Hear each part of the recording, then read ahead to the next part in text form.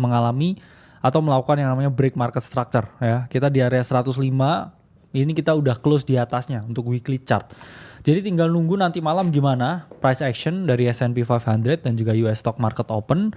Dan kita masih kekeh ya di target kita 120.000 untuk sisa cycle ini. Dan sebenarnya 5 hari lagi kita bakal dapat yang namanya monthly close. Kalau monthly close di sini di atas 103.000, I think kita udah menginvalidasi yang namanya potensi double top ya dari area supply sebelumnya. Dan ya takutnya ya skenarionya ini sama seperti cycle 2021 kalau kita nggak close di atas 103.000.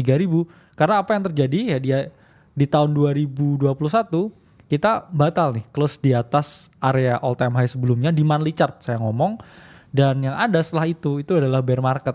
Jadi ya ini area yang kita ngomong sebenarnya masih cukup abu-abu, tapi 5 hari lagi kita tahu jawabannya. Kalau dia close-nya seperti ini aja deh 110.000, 109.000, I think 120.000 itu 90% pasti terjadi. Ya. Tapi kalau kita di sini ngomong ini dia close-nya ya di bawah, bahkan di bawah 100.000, ya I think kita harus was-was banget ya dengan potensi siklus yang mana udah mendekati akhir ya. Kalau secara kita ngomong halving, meskipun nggak ada jaminan juga sebenarnya halving itu siklusnya akan selalu ditepati atau enggak. Cuman ya kita harus was-was juga dengan dua potensi yang ada, karena market kalau nggak naik ya turun.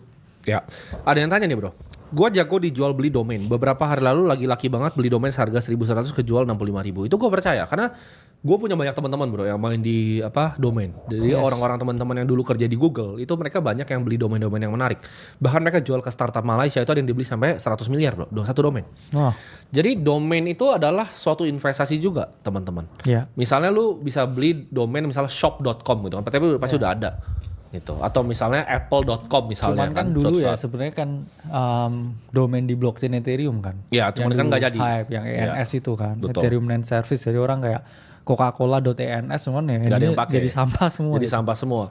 Kalau domain.com yang dari zaman 1990 itu orang-orang koleksi bro. Orang-orang Google yang lama yang biasa mereka punya dulu tuh biasanya yang kerja di Google.